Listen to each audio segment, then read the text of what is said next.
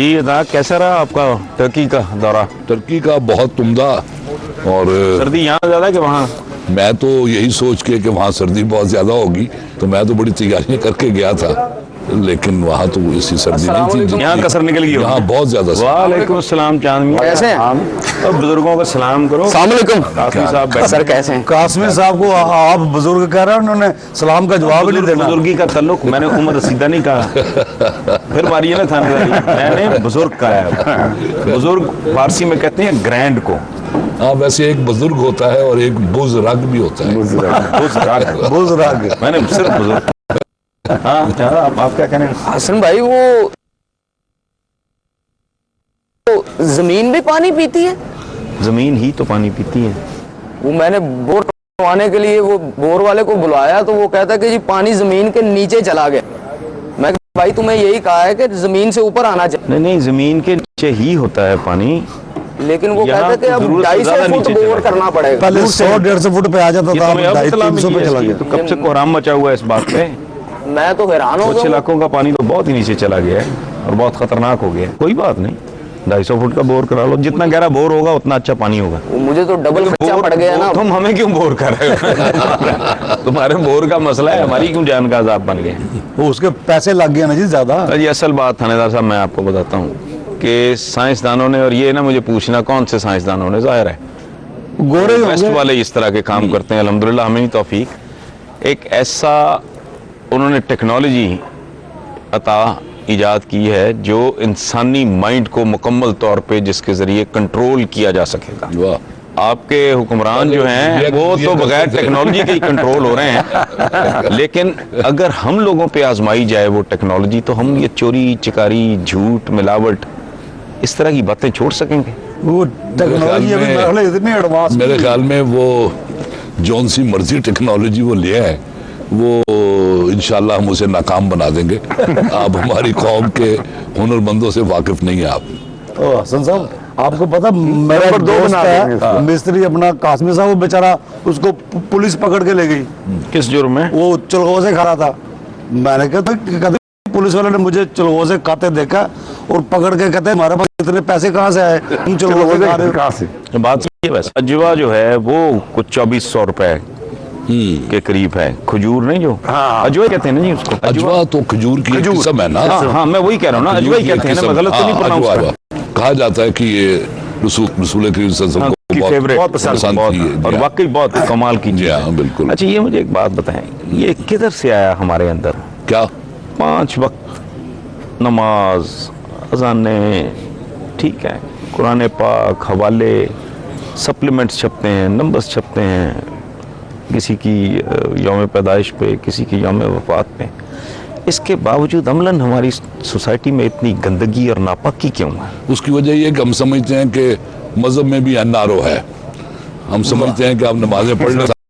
बहुत अच्छी बात की कासिम साहब ने, बिल्कुल सही बात। ये हाजी साहब अस्सलाम वालेकुम, कैसी खैरियत? तो ये खान साहब कैसा है आपका पेशावर? ताज़ा ताज़ा इलेक्शन ज़्यादा। खान साहब क्या हाल है? ठीक ठाक है आप? साहब पेशावर की का ज्यादा जिक्र करके को हम नजर नहीं लगाएंगे, लेकिन हम आपसे इतनी बात जरूर पूछेंगे कि एएनपी हर मामले में हुकूमत को सपोर्ट कर रही है। ये हुकूमत बचाओ प्रोग्राम का हिस्सा है? ऐसी बात ये नहीं genuinely है। हमारे यहाँ अजीब बात है कि आप हुकूमत के साथी भी हैं मौलाना साहब की तरह, और हुकूमत की मुखालफत भी करते हैं।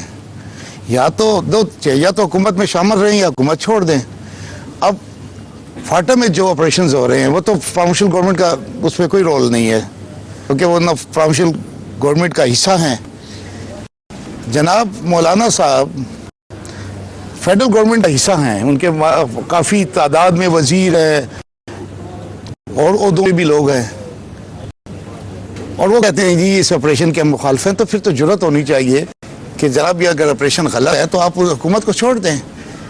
यानी वफाकी हुकूमत एक काम कर रही है, आप उसका हिस्सा है। आप इसका मतलब है सिर्फ हुकूमत में हिस्सा? ना, मैं ये कहता हूँ बुनियाद है आपकी सपोर्ट, असूल है कि मैं उस हुकूमत में शामिल हूँ। नहीं मैं वही बात मैं ये कह रहा हूँ ना, समझा, मैं समझा नहीं पा रहा। नहीं, रसूल ये है कि मैं उस हुकूमत में शामिल हूँ, तो मेरी कंबाइंड रिस्पॉन्सिबिलिटी है। एक आदमी कैबिनेट का मेंबर हो तो वो पूरी कैबिनेट रिस्पॉन्सिबल होती है। हाजी साहब बात नहीं, इसके ठीक है। बावजूद इख्तलाफ तो मेरा ख्याल नहीं, है इख्तलाफ वो अंदर देखें, खाने उन का- चीज़ों में इख्तलाफ हो सकता है कि जो मेरे मंशूर में कुछ अलग थी और उनके मंशूर में, क्योंकि हमने इलेक्शन अलग अलग लड़े, लेकिन कई चीज़ों पर हम मुत्तफिक हैं। और फ़र्ज़ कीजिए कि मैं महसूस करता हूँ कि ये जो काम हुकूमत कर रही है वो मेरे मंशूर और मेरे अकायद के ख़िलाफ़ है, तो फिर मुझे इखलाकी ज़रूरत तो नहीं मैं उसे छोड़ दूँ। मैं अपोजिशन की कुर्सी पे, यह है कि मैं मज़े हुकूमत के भी लूँ और हुकूमत के मुखालफत भी करूँ, तो ये ANP को ये तरीका नहीं आता है। हम सीधे साधा लोग हैं। अच्छा, हमने कहा कि हम के साथ इताअत कर रहे हैं और अच्छा, हम बात ईमानदारी से इताअत कर रहे हैं। आपने एक लफ्ज बोला है, एक जुमला बोला है कि मजे हुकूमत के, इसका मतलब हुकूमत मजे का नाम है? देखिए बस क्यों नहीं, जब वजारतें मिलती हैं। नहीं पता, ये माइंड सेट है हमारे। मैं बताता हूँ खुशकिस्मती से पॉलिटिशियंस में आई जनरली रिस्पेक्ट हिम, लेकिन माइंड सेट क्या है हमारा, मजे हैं। हमारे पॉलिटिशियन का? हुकूमत मजे का नाम है। हालांकि देखिए जी, तारीख हमारी ये है, बहुत बड़ी जिम्मेदारी ये बहुत बड़ा नहीं, इम्तिहान मैं तो है। चूंकि मैं तो बहुत बड़ा मौलवी साहबान के मुतल्लिक़ कह रहा उन्होंने था। मोहब्बत- देखिए मजे तो हैं। आइन कानून के मुताबिक एक वजीर के साथ पास एक गाड़ी होनी चाहिए 1600 सीसी की। वो अगर फेडरल मिनिस्टर है, आप जाकर देखें, पूरे मर्सिडीज हैं, लैंड क्रूजर्स हैं, बुलेट प्रूफ गाड़ी हैं। ये मजे नहीं है तो क्या है? ये आपके मिनिस्टर्स भी? हमारा एक मिनिस्टर है, उसके पास एक इंजन और एक गाड़ी है, और तो हमारे पास कोई कैबिनेट है ही नहीं।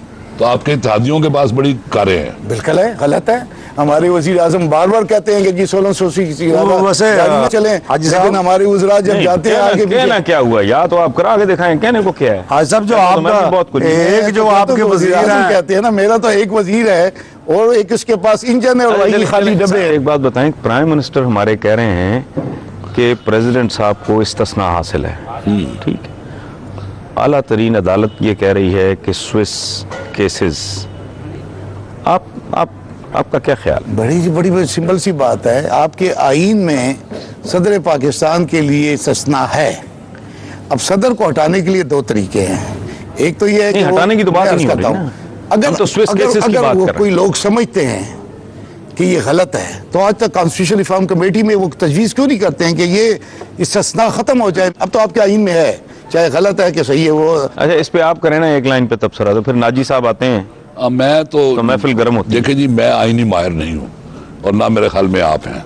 मैं तो एक मोटी सी बात ये कहता हूँ मैं कि ये जो मौजूदा हुकूमत के रस्ते में रुकावटें डाली जा रही हैं, मैं इसके बड़ा सख्त खिलाफ हूँ। ये रुकावटें कौन डाल रहा है? रुकावटें मुख्तलिफ अतराफ से आ रही हैं इसमें, तो इनको मैं अपने एक दो तरफ की निशानदेही करें। मेरे ख्याल में मैं अभी अंदर नहीं होना चाहता, क्योंकि तौहीन अदालत भी है। मैं अर्ज कर देता हूँ, तो इन अदालत नहीं होगी। मैं अर्ज कर देता हूँ, देखिए ऑर्डिनेंस, ये तो आपको इल्म होगा कि हुकूमत जारी करती है, और अगर वो उसका वक्त गुजर जाए तो दोबारा अगर जारी करना, वो भी इख्तियार हुकूमत के पास है। जी हाँ, बिल्कुल। अदालत के पास इख्तियार नहीं है। मसीहाई कि जनाब वो मुर्दे को कब्र से निकाल के कहेंगे 120 दिन के लिए हमने जिंदा कर दिया। आ गए हम। नहीं आ गए। अस्सलाम वालेकुम जनाब, कैसे हैं? खैरियत, ठीक ठाक? अस्सलाम वालेकुम सर क्या हाल है जनाब? पाकिस्तान के दौरे पर नहीं आप बातें करें, मैं निकलता हूँ। क्या हाल है जी? आज मैं पंजाब के दौरे पे।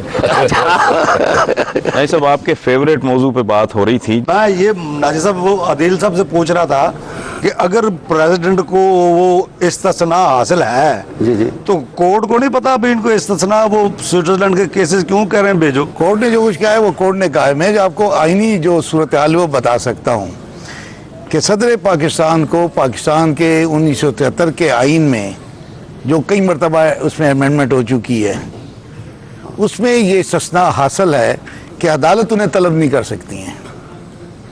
अब कोर्ट बेशक हुक्म दे सर आंखों पर, लेकिन अगर वो अदालतें उस शख्स को तलब न करें जिस पर केस है, तलब ना कर सकती हूँ, यूं कहें, तलब ही ना करें, मुझे और कर reconstruct सकती नहीं है। करने मैंने तो दें कहा कि अपना- कर अपना सकती जुमला। नहीं है तो करेंगी नहीं यकीनन। तो फिर उस केस को उस वक्त तक अल्तवा में रखा जाएगा जब तक कि वो शख्स इस सहूलत इस्तिस्ना से जब तक आजाद वो बंद सब पे है, जब तक है, जब तक उसे इस्तिस्ना हासिल है। दूसरी बात यह है कि हमारे बहुत सारी साथी ये कहते हैं कि जी ये तो चाहिए, इखलाकी तौर पे उनको चला जाना चाहिए, पेश हो जाना चाहिए। सवाल यह है कि आज तक किसी पार्टी ने मैं चूंकि कॉन्स्टिट्यूशन रिफॉर्म कमेटी का मेंबर हूं, किसी ने ये तजवीज़ पेश नहीं की हमें कि जनाब ये इस्तिस्ना ख़त्म कर दें। सड़कों पे कहते हैं, टीवी के प्रोग्राम्स में कहते हैं, लेकिन जो मकाम है जहां वो अपनी तजवीज़ जिस फोरम पे कहना चाहिए वहां नहीं कहते, वहां नहीं कह रहे। तो ये तो फिर हमें समझ नहीं आ रहा है कि वो क्या चाहते हैं। ये तो फिर मुनाफकत हो गई। ये आप कह सकते हैं। नहीं, मैंने तो कह दिया है, कह सकता था, मैंने कह दिया है। वो तो इस्तिस्ना को मानते नहीं है ना, वो तो कहते हैं इस्तिस्ना है ही नहीं है। देखिए वो तो जी, ये कहते हैं। बड़े वाज़े तौर पे है, और उनको चाहिए कि अगर उसमें कोई कंफ्यूजन उनके है तो खत्म कर दे उसे, उस आर्टिकल या सब आर्टिकल को खत्म कर दें, ताकि अच्छा, नाजी साहब का एक बड़ा धुआंधार किस्म का कॉलम था इस पे, उसमें उससे जो मैंने अखज़ किया है कि प्रैक्टिकली आइन तो फारग है। अगर इस फैसले की वही ताबीर की जाए, वही तशरीह की जाए जो कि मीडिया में, इसको थोड़ा एक्सप्लेन करेंगे, मैं थानेदार साहब को भी। जी मैं अर्ज कर देता हूँ। वो ये है जी कि आर्टिकल 248 है आज सब, जी जी, उसमें इस्तिस्ना के 2 हिस्से हैं। ठीक, एक मुकम्मल गैर मशरूत गैर मुबहम इस्तिस्ना है, वो है उसके क्लास 2 में, वो है क्रिमिनल केसेस। उसमें यह है कि सदर पर कोई क्रिमिनल केस ना बनाया जा सकता है, ना पिछला खोला जा सकता है, और ना उसे चलाया जा सकता है। ये बिल्कुल वाज़ेह है, बिल्कुल है। दूसरा है क्लास 4, वो है सिविलियन। सिविलियन में यह है कि अगर कोई चाहे तो सदर को और गवर्नर को, जो उसके साथ ही इस्तिस्ना से, ठीक, उन पर 6 दिन है, गालिबन 6 दिन का नोटिस देकर उन पर केस खोला जा सकता है और वो चलाया भी जा सकता है। अब कुछ उसमें सदर को तलब भी किया जा सकता है। तलब का मेरा ख्याल नहीं है, केस चलाया जा सकता है। लेकिन वो जो लेकिन उस केस चलाने में अगर तलबी भी आ जाती है तो खैर है, मेरा ख्याल है वो मुमकिन होगी। लेकिन वो जो सिविल केस है ना, वो ये है कि कोई कहे कि आसिफ जरदारी साहब ने मुझसे पैसे उधार लिए थे, यानी जो या ये उनका चेक का जी बाउंस हो गया है। हाँ, पर्सन टू पर्सन भी है। या। तो स्टेट भी बाज़ औक़ात कर देती है कि इसे कब्जा कर रखा है, वो हो जाता है, लेकिन स्टेट तो आमतौर पर नहीं करेगी इस तरह अपने सदर पे। अच्छा, अब जो हमारे रिटायर्ड जज साहबान हैं वो अजीबोगरीब ताबीरें निकालते हैं। वो कहते हैं जी सिविल को और क्रिमिनल को मिक्स कर दें। अरे भाई, अगर ये मिक्सिंग करने होते तो फिर अलग अलग करने की क्या जिन्होंने जरूरत थी? आइन बनाया है वो इसको क्यों वो इसको अलग रखते क्यों? 2 हिस्सों में क्यों करते? मैं हैरान हूँ कि फौजदारी अलग कवानीन होते, क्योंकि एग्जैक्टली, तो ये खाम खा का लगता है कि बदनीयती है और तो कुछ नहीं है। जहाँ तक अदलिया के फैसले का ताल्लुक है, जजमेंट आई है, जजमेंट में ना कहीं सदर का जिक्र है, ना कहीं उनका नाम है, ना ओहदे का कोई हवाला है। वो केसेस खोलने का है। केसेस में अगर ये अव्वल तो खुलेंगे नहीं, हसन साहब ये आपको बता दूं, वजह उसकी ये है कि ये केसेस जो हैं ये मलिक कयूम की दरखास्त पे बंद नहीं हुए। ये मलिक कयूम की दरखास्त पहले बंद हो चुके थे और इन्हें ख़त्म कर दिया गया था। और ख़त्म करने की वजह ये थी कि जो शहादतें और जो एविडेंसेस वहाँ पेश की गई थी वो अदालत ने गैर तसल्ली बख्श करार दी और केस बंद हो गया। अब या तो फिर नए एविडेंस आए, नए कोई गवाहियाँ लेकर आए। ये मुझे बताया था, ये आपको ये जो रस्साकशी जारी है ये मेरे कंक्लूड नज़दीक कैसे होगी? हाँ, बहुत exactly. खतरनाक है ये, क्योंकि हमारे यहाँ जो भी फर्द या इदारा ताकत पकड़ता है वो फिर पूरे माफिया की शक्ल इख्तियार कर लेता है। और मुझे इस वक्त मुल्क में 3-4 मेरा तो माफिया बड़ा जो है, पुराना थीसिस है, वो मुझे नजर आ रहे हैं। और अल्लाह ना करे, करता ही करता, अल्लाह ना करे हमें कि हजम नहीं होता ये तसादुम हो, क्योंकि फिर हम तो कोई 1-2 चीजें बचाने के लिए बाहर लगे हुए हैं, फिर सारा कुछ हाथ से निकल जाए। साहब, ये जो नया वो माफिया, वो वोकला माफिया बन गया है जी, वो अदालत के बाद 2500 वकील इकट्ठा हो गया। ये अजीबोगरीब बात है। ये क्या तरीका है? नाजी और साहब आपने ने बहुत आज ही जबरदस्त लिखा है इस फ्रंट पे, फुट पे। अच्छा, बहुत क्या? जबरदस्त। अच्छा, मुझे एक बात बताएं कि शेख मुजीबुर रहमान, उनके कातलों को तो फांसी वांसी, हम सिंबॉलिकली ये काम नहीं कर सकते? कोई मैसेज तो जाए। जबरदस्त बात है, बिल्कुल। आप मुझे बताएं।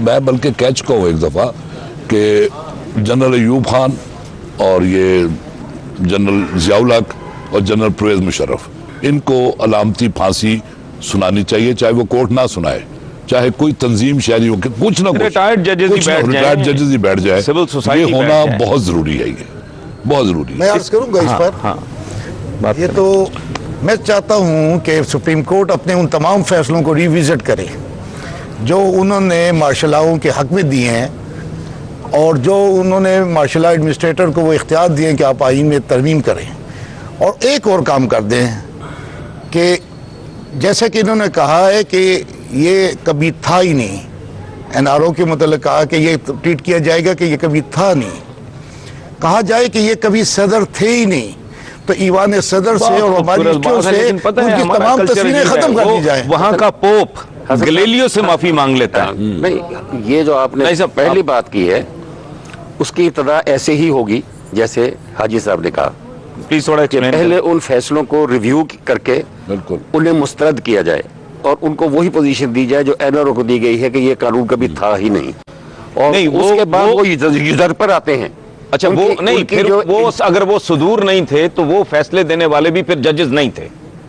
जजेस ये रिव्यू कर रहे हैं ना, नहीं, वो जिन्होंने वो फैसले किए उन्हें भी कहा जाए कि वो कभी जज नहीं थे, और उन्हें भी कहा जाए वो कभी सदर नहीं थे, फैसले में कहा कि वो कभी जज नहीं थे, और उन्हें आइन तोड़ने की सजा दी जाए, और सजा वो हो जो आप लोगों ने अभी और हमारी तारीख में सदर बन के ना आए। इस तरह अगर हो जाए सदर तो- अयूब और सदर यानी जो शरीके जुर्म हैं बिल्कुल उनके साथ भी वही सलूक बिल्कुल सिंबॉलिकली हो। बिल्कुल होना चाहिए। और दूसरी बात कि ये जो कोई 350 सफ़ा से ज़्यादा का फैसला था, जिसमें एक जज साहब ने 4 सफ़ात का एक और फैसला भी लिखा, उसे कहा जिन्होंने NRO से फ़ायदा उठाया उनको तो हम सजा दे रहे हैं, ठीक है, उनसे वो सहूलत वापस ले रहे हैं। जिसने NRO बनाया उसके लिए क्या सजा? जिन्होंने उस बनने में उसके सपोर्ट किया उसको भी तो आप सजा देना। लेकिन चूंकि वो एक जज का फैसला था, बाकी हमारे 16 जजों ने उस पर दस्तखत शायद नहीं किए ये हैं। जस्टिस जवाद ख्वाजा ने शायद नहीं, वो हमारे हजारा के जज से, अच्छा जी तो बाकी जजों ने चूंकि उस पर दस्तखत नहीं, नहीं हमारा भी हजारा है, ये क्या बात हुई? मैंने तो हमारा काम सब बैठे हुए हैं। हमारे का तो अब सवाल ये है कि उस फैसले पर भी अमल दरामद होना चाहिए। नहीं सर, मुझे एक बात बताएं आप, मेरी एक ऑब्जर्वेशन है, मुझे करेक्ट करें अगर मेरी ऑब्जर्वेशन गलत है। प्राइम मिनिस्टर जब सदर की सपोर्ट में, यूं कह लें, मैं क्रूडली तकरीर कर रहे थे, तो आपने गौर किया है कि पीपल्स पार्टी के खासे लोग बिल्कुल जैसे पंजाबी में कहते हैं ना, वट्टे बन के बैठे थे, पथराए हुए। वो हैं ही बटे, बन के नहीं बैठे थे। वो हैं ही बटे। नहीं, वो भी किसी मौके की ताक में हैं, या वो क्या कोई हिसाब बराबर करना है उन्होंने? भाई उनका प्रेसिडेंट है, उनका प्राइम मिनिस्टर उसके हक में बात कर रहा है, और वो इस तरह लाताल्लुक और एक अजीब तरह का एक्सप्रेशन उनके चेहरों पे जो मुझे नजर आया, आप शेयर कर रहे हैं इसके साथ मेरी? हाँ जी, ये जो है ना आपकी मौजूदा जमहूरियत, ये कार की जो विंड स्क्रीन होती है, ये उसके टूटे हुए जर्रात हैं जो एक दूसरे से जुड़े हुए हैं, जरा सी ये हिले तो सब बिखर जाएंगे। तो इसलिए ये इनको ये कहना कि ये जमहूरियत है, ये जमहूरियत नहीं है, जबर का एक बंधन है, एक रिश्ता है जो चलाए जा रहे हैं ये, और इनको चलाना भी नहीं आ रहा। आज मुझे एक बात बताया था, आपके एक लीडर ने, नौजवान लीडर ने बल्कि कहना चाहिए, कहा है कि नून लीग में लोटों की गुंजाइश नहीं है। ये यूनिफिकेशन ब्लॉक, ये क्या है? ये मेरे ख्याल में ये आप उन्हीं से पूछे तो बेहतर है, क्योंकि मैं उनका तर्जुमान नहीं हूँ। गुस्ताखी ने तो मैं कहूँ कि नून लीग में तर्जुमान ये भी नहीं है, लेकिन ये जवाब दे रहे हैं। नहीं, मैं ये कहूँगा, मैं सिर्फ इस्लाम करूँगा कि नून लीग में दामादों की गुंजाइश है, दामादों के भाइयों की गुंजाइश है। ये फिर ANP में भी है, हर जगह पे है ये तो नहीं मेरे है ख्याल में।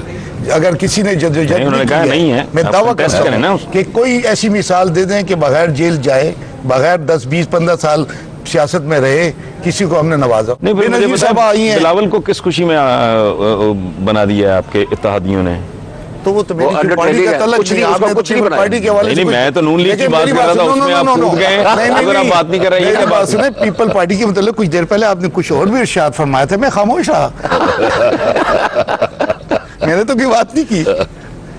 देखिए, हम इत्तेहाद में हैं उनकी हुकूमत की हद तक, हम उनकी पार्टी के मामलों में मुदाखलत भी करते हैं, लेकिन चूंकि आपने लोटों की बात की तो मैं जरा उसको, लोटे अच्छे नहीं लगे मुझे बात करते हुए। इस बात में कितना दम है? मैं सिर्फ इसको इवैल्यूएट करना चाहता मेरा हूं। ये ख्याल है, पाकिस्तान में किसी भी जमात को ये कहने का हक नहीं है, क्योंकि सब में लोटे बैठे हैं। कोई एक जमात का नाम लेते हैं जिसमें लोटे नहीं है। अगर वहां लौटे हैं, बेशुमार हैं जो लौट कर आए, लोटे नहीं बहुत बड़ा फर्क है। लौट के तो आ जाता है आदमी। और मेरे ख्याल में आपकी पार्टी एएनपी में एएनपी में कोई लौटा नहीं है। मैं ये मानता हूं कि हमारे कोई साथी कभी हमें छोड़ के गए थे, लेकिन उन्होंने अपने नजरियात वही रखे और फिर अगर वो वापस भी आए तो वो उन्हीं नजरियात के साथ आए। ये नहीं है कि हमें छोड़ के जमात इस्लामी में चले गए हों या हमें छोड़ के वो मुस्लिम लीग में चले गए हों। अजमल खटक साहब खुदा उनको सेहत दे, एक दफ़ा वो हमसे नाराज़ थे, लेकिन वो समझ रहे थे कि जो हमारा मंशूर है इसमें ज़्यादा सख्ती आनी चाहिए। अफरद साहब खटक हमें छोड़ के गए थे, फिर आए, तो ये नहीं कि वो किसी और जमात में चले गए। हाँ, वो तो केस डिफरेंट है, डिफरेंट है। तो वो ऐसी आप मिसाल आप दे नहीं सकते हैं कि वो मुस्लिम लीग में चला गया, जमात इस्लामी में चला गया। जी जी, अता ने मूछें रखी हैं और माशाल्लाह क्या रोबदार शख्सियत निकली है। ये पाकिस्तान में आगे लेते हैं मेरा ख्याल है। अच्छा, ये तो कौमों के पल्ले में कुछ नहीं रहता ना, फिर ताव देने के लिए मूछें रखनी पड़ती है। हाँ। अच्छा, ये क्या कि अब जानना छोड़ाना, आर्टिकल मैं 63 में ये भी तर्जुमान आते नहीं हूँ। मुझे बताएं कि आपको ये पूरा वाज़ेह तौर पे समझ आ रही है कि नून लीग मिड टर्म चाह रही है या नहीं चाह रही है, खुद भी कंफ्यूजन के आलम में है। Honestly, objectively। सच्ची बात यह है कि जो पॉलिटिक्स पे अगर किसी को बोलने का हक है हम में से, तो सबसे ज्यादा नजीर नाजी को है, क्योंकि पॉलिटिक्स बुनियादी तौर पर ये मेरा मसला नहीं है। अच्छा, सही सफारत। कसम खुदा मैं बिल्कुल मैं पहले भी कायल था, लेकिन आज मुझे पूरी तरह समझ में आ गई कि इतना ज्यादा diplomatic, it's difficult to decide. एक कॉलम निगार अच्छे हो आप के सफारतकार अच्छे। ऑनेस्टली चले नाजी साहब सही, वो घेरघार के बेचारे हम उनको पकड़ लेते हैं। जो भी हुकूमत से बाहर है और हुकूमत का दावेदार है वो मिड टर्म इलेक्शन का उम्मीदवार है, लेकिन हालात उनके हाथ चले में। नून लीग तो हो, नून लीग जाहिर है जी, उसको सबसे जान है, दम है, पॉपुलर पार्टी है, सबसे बड़ी मुतबादल जमात है वो। ठीक है, सबसे बड़ी मुतबादल जमात है। ये मिड टर्म खान साहब जो हैं, ये किस खुशी में? इनकी उम्मीदें कहीं आज तक पूरी हुई नहीं है। पहले इनको उम्मीदें कुछ थी मुशर्रफ से, उसके रेफरेंडम में चले गए थे, फिर पता नहीं क्या उम्मीद उनकी टूटी कि उन्हें छोड़ा है। फिर ये नवाज शरीफ साहब के साथ चले गए थे, उनके उसमें भी चले गए थे, वो जो कॉन्फ्रेंस उन्होंने की थी आजकल हमीद ऑल पार्टी, तो वहां से भी हमीद गुल साहब के साथ आजकल हमीद गुल नहीं, एक बार फिर जी हाँ, दोबारा उनके साथ वही है, हैं। जी हाँ। तालिबान के हामी बन गए थे, तो इनका तो हर तरफ रहता है आना जाना। अच्छा असल ये मिड टर्म का मुझे कुछ ज़्यादा एग्जैक्ट अंदाज़ा नहीं है, लेकिन मुझे एक बात काफ़ी हद तक यकीनी लगती है कि इस वक्त मियां नवाज शरीफ जो हैं वो उन्हें कोई इक़्तिदार से कोई ख़ास दिलचस्पी नहीं महसूस हो रही। मुझे नहीं लगता कि वो इस मौके पर इक़्तिदार में आना चाहते हैं। ये मेरी असेसमेंट है, पता नहीं मैं इसमें सही कोई हूं या लीडर गलत। देखिए जी, अगर नहीं वो वजह साफ जाहिर है वजह जी तो कि बहुत सारी हैं। जो इब्तला है, जो बहरान जी हाँ, है, बिल्कुल। लेकिन मेरा ख्याल है कि कोई बड़ा लीडर ऐसे चैलेंज से नहीं भागता। वो कोई और वजह है, वो सिस्टम को बचाने के लिए मेरा ख्याल कर रहे जी हाँ, हैं। इक़्तिदार का मसला नहीं आपने है। बड़ी प्यारी बात की है मिड टर्म इलेक्शन के हवाले से कि जो इक़्तिदार में हैं वो नहीं चाहेंगे कि मिड टर्म, तो यहाँ कौन इक़्तिदार में मैंने नहीं है? आपका थीसिस तो आ गया। भाई साहब अगर मुझे थप्पड़ ना मारे तो बहस नहीं, कर नहीं, दूंगा। ऐसी गुस्साखी आपको थप्पड़ का मालूम है नहीं? नहीं, मुझे नहीं, मैं बल्कि हाजी साहब ने सराद असेंबली में एक वजीर को थप्पड़ मार दिया था। वजीर को हाँ जी, हुआ ये कि उसने ये तो को करने की थी। हाँ, उसने को बदजबानी की ना, तो हाजी साहब ने कहा देखो मैं अपना मुंह गंदा नहीं करूंगा, तुम्हारा मुंह बिगाड़ दूंगा। वाह। आला नस्ल है हमारा। बात उन्होंने नहीं बताई, दूसरे दिन उससे फिर मुझसे माफी थप्पड़ खा समझ आ गई होगी ना, थप्पड़ खा के समझ आ जाती है। हमारे यहाँ रिवाज यही है, प्रेस थप्पड़ खा वालों नहीं, प्रेस वालों ने मुझसे पूछा कि आपने ऐसा क्यों किया। ये तो मैंने कहा जनाब अगर दोबारा भी ऐसा अंदाज़े गुफ्तगू होगा तो फिर भी मैं ये हरकत करूँगा। ठीक है, some people ask for it. अच्छा, आपको लगे थे तबसरा करने इनकी बात पे? मैं ये अर्ज कर रहा था कि मैंने कहा था कि जिनके पास इक़्तिदार उनकी उम्मीद के मुताबिक नहीं है, वो भी उम्मीदवार है मिड टर्म के, और होना चाहिए उन्हें, क्योंकि उन्हें नजर आता है कि हमारी बारी आ सकती है। वो सिर्फ मुस्लिम लीग नून है, बाकी ऐसी कोई जमात नहीं है। अरे नाई साहब, ये मिड टर्म वाली बात पे आते हैं, पहले जरा ना कुछ चाय कॉफी का कोई बंदोबस्त कर। जी नाई साहब, आप वो मिड टर्म के हवाले से बात कर रहे थे। मैं ये अर्ज कर रहा था कि मुस्लिम लीग नवाज को तो इसका फायदा हो सकता है, इसलिए कुछ लोग जाहिर है वहाँ चाहते भी होंगे कि ऐसा हो जाए, मिड टर्म इलेक्शन हो जाए, उन्हें उम्मीद है कि वो जीतेंगे। बाकी तो ना कोई जमात मुतालबा कर रही है, ना किसी को उम्मीद है। और ये जो कह रहे हैं कि मिड टर्म इलेक्शन हो, इनसे ये पूछना चाहिए कि जब इलेक्शन हो रहे थे उस वक्त आप क्यों अलग हो उस गए? वक्त आप कहाँ थे? आप मैदान में उतरते, उस वक्त तो आपको खौफ था, उस वक्त तो आप डर गए थे नहीं, तो वोटरों इस से। वक्त मतलब इमरान टाइप जो, अगर उनको पॉलिटिशियन आप कह सकें, उनको क्या तवक्को है, वो क्या समझते हैं कि इसमें से क्या निकल आएगा उनके लिए? देखिए जी, इस तरह के लोग होते हैं जो 20-20 साल सियासत करते हैं इसी उम्मीद में कि कभी जीत जाएंगे, कभी पावर में आ जाएंगे, लेकिन वो फिर अगले 20 साल भी इनके उसी तरह गुजर जाते हैं। जैसे जमात इस्लामी है, 50 साल से जमात नहीं, जमात इस्लामी ने तो जी GHQ को पकड़ रखा है, अच्छा, वो वहां से छलांग मार के उतर जाती है वाले सीटें फिर भी 3-4 से ज्यादा नहीं होती उनकी। जितने भी सीटें नहीं नहीं होती। नहीं, आप असगर पावर खान में आ साहब, जाते हैं, वजारतें ले उड़ते हैं। आप तहरीक इस्तकलाल की बात कर लें, असगर खान साहब की बात जी कर हाँ लें। सर, खान साहब बिल्कुल, वो बड़े पूरी यकीन था उनको कि मैं वज़ीर-ए-आज़म बनूंगा इस मुल्क का। ये भी मेरा ख्याल है कल मैं किसी टॉक शो में सुन रहा था, कह रहे थे कि आपका क्या प्रोग्राम है? कहते मेरा प्रोग्राम हुकूमत बनाने का। ये कौन कह रहा था? इमरान खान साहब, क्या? कि मेरा प्रोग्राम हुकूमत बनाने का है। अच्छा, तो अब ये हुकूमत उसी तरह ही बन सकती है जैसे कि उसकी शौकत अजीज की बनी थी। लेकिन वैसे कमाल है, हौसले की दाद देनी चाहिए। वैसे ये क्या टाइप है पॉलिटिक्स का? ये फास्ट बॉलिंग टाइप है।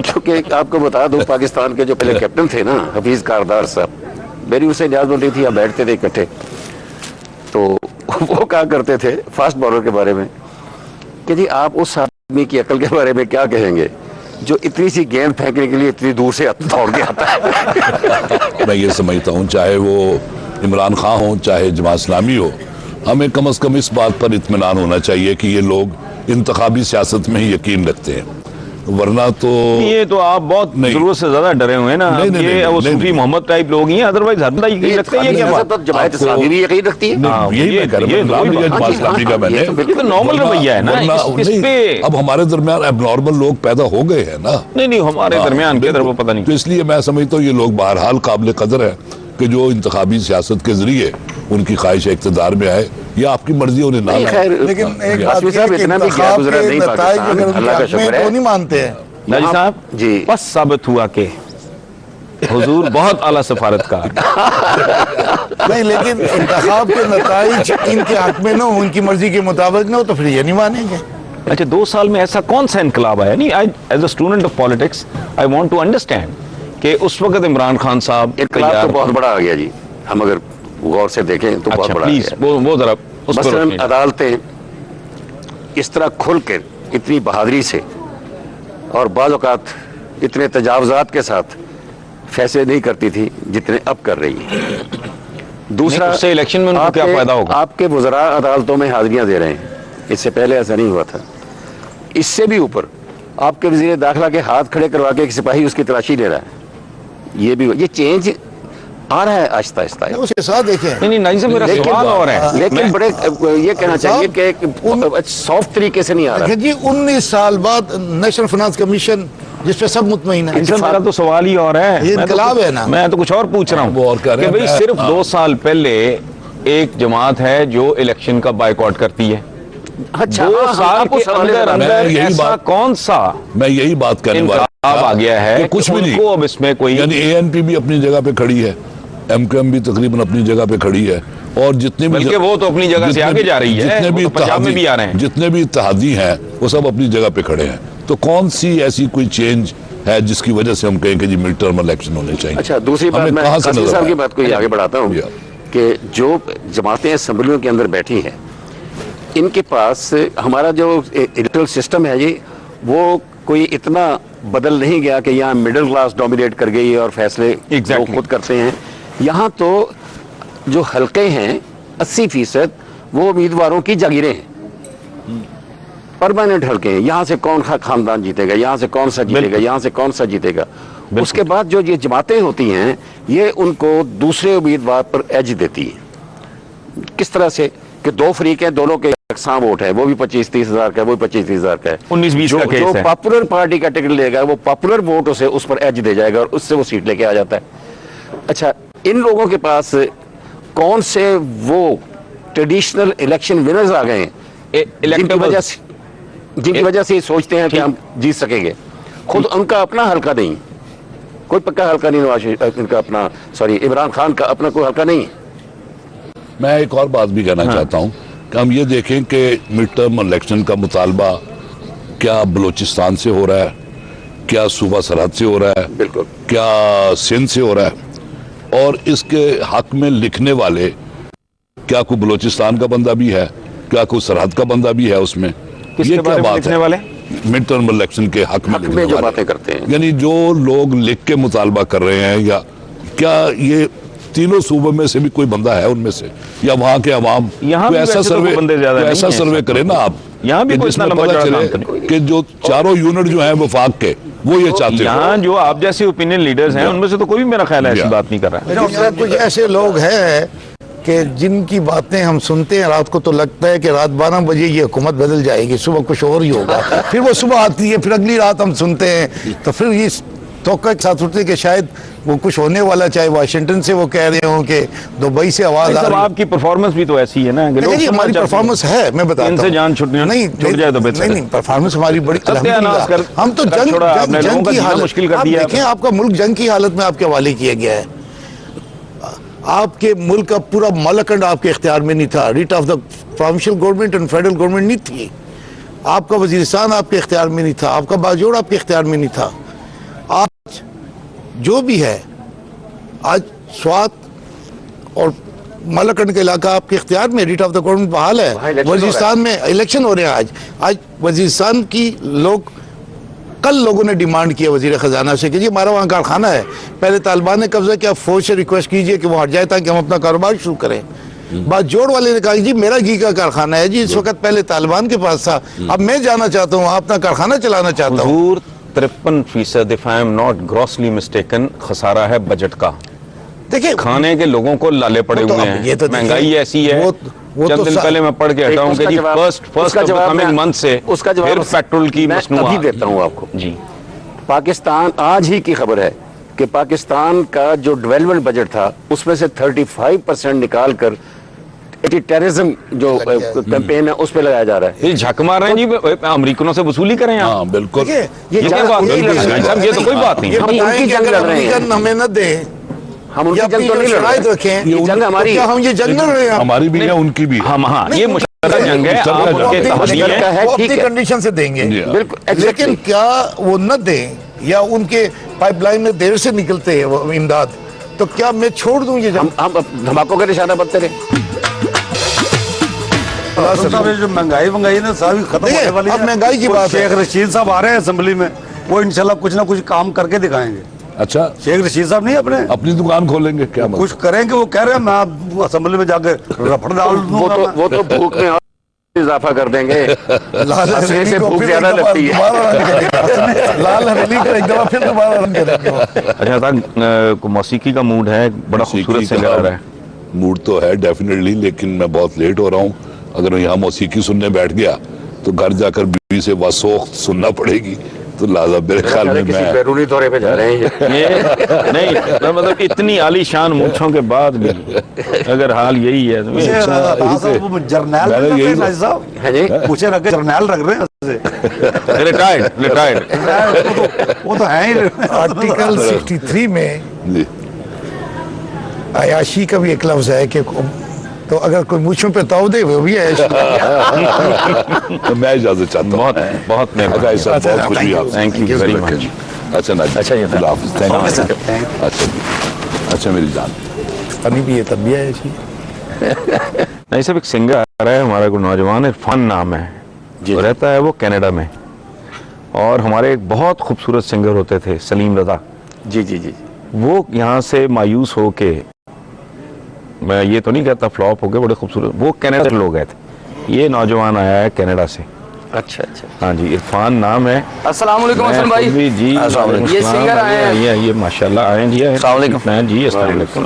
कैसे हैं आप? कैसे हैं आप? जी खैरियत? ठीक ठाक। अस्सलाम वालेकुम। आपको पता है कि पाकिस्तान के वालेकुम एक सर। बहुत पॉपुलर, बहुत बड़े वालेकुम। सिंगर थे सलीम रजा, कभी नाम सुना उनका? जी वो यहाँ से मोरलेस रिटायर होके वो कनाडा चले गए थे, और कतील शिफाई साहब की किताब में जिक्र है कि वहाँ वो उन्होंने एकेडमी खोली थी और वो वहाँ के पाकिस्तानी उर्दू स्पीकिंग बच्चों को म्यूजिक सिखाया करते थे जैसे कतील साहब की रजब- आबिती में। रजब अली लंदन में, अच्छा, वो लंदन यही काम कर रहा है। वही सिखा रहे हैं।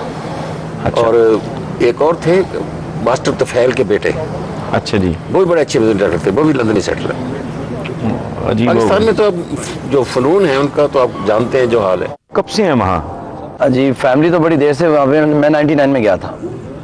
मौसीकी का शौक यहाँ से लेके गए जी, या वहाँ मौसीकी। जाके आपको? जी यहाँ से शौक लेके गया वहाँ तक, क्योंकि यहाँ पे रसाई कोई नहीं है। तो ये मुझे बताएं कि वहाँ आपको सामईन या मिल जाते हैं, लोगों को शौक है, वहाँ क्या सूरत हाल है? वहाँ यहाँ से तो बहुत बेहतर है, काफ़ी अच्छी गैदरिंग तो है। कई मामलात में बहुत बेहतर है। मैं तो ये समझता हूँ हर मामलात में अच्छे हैं, कॉन्सर्ट्स होते अच्छा, हैं। ये मुझे बताएं कि आपका एल्बम भी ये पाकिस्तान से रिलीज जी कर मैंने रहे हैं? इधर ही इसको किया है, लेकिन अभी रिलीज़ मैंने नहीं किया क्योंकि हालात ही ऐसे कंपनीज के भी है, क्योंकि कोई भी कंपनी नहीं है, कोई भी ऐसा प्लेटफॉर्म तो नहीं उसमें है। आप वो चीज़ सुनाएं भंगड़ा। अपने एल्बम। मैं अपने एल्बम का ही आपको सुनाता हूँ, जिसमें मैंने नुसरत साहब को भी ट्रिब्यूट किया इसमें, तो थोड़ा सा टच अपना रखा है इसमें। जे तू अखियां दे सामने नहीं रहना, जे तू अखियां दे सामने नहीं रहना, ते बीबा साडा दिल मोड़ दे। जे तू अखियां दे सामने नहीं रहना, ते बीबा साडा दिल मोड़ दे। जे तू अखियां दे सामने नहीं रहना, जे तू अखियां दे सामने नहीं रहना, ते बीबा साडा दिल मोड़ दे। असा नित दा विछोड़ा नहीं सहना, असा नित दा विछोड़ा नहीं सहना, ते बीबा साडा दिल मोड़ दे। कर बैठी सजना भरोसा तेरे प्यार ते, कर बैठी सजना, हाँ कर बैठी सजना, मैं कर बैठी सजना भरोसा तेरे प्यार ते। रोड़ बैठी दिल वे मैं तेरे एतबार ते, रोड़ बैठी दिल वे मैं तेरे एतबार ते। असा नित दा विछोड़ा नहीं सहना, असा नित दा विछोड़ा नहीं सहना, असा नित दा विछोड़ा नहीं सहना, ते बीबा साडा दिल मोड़ दे।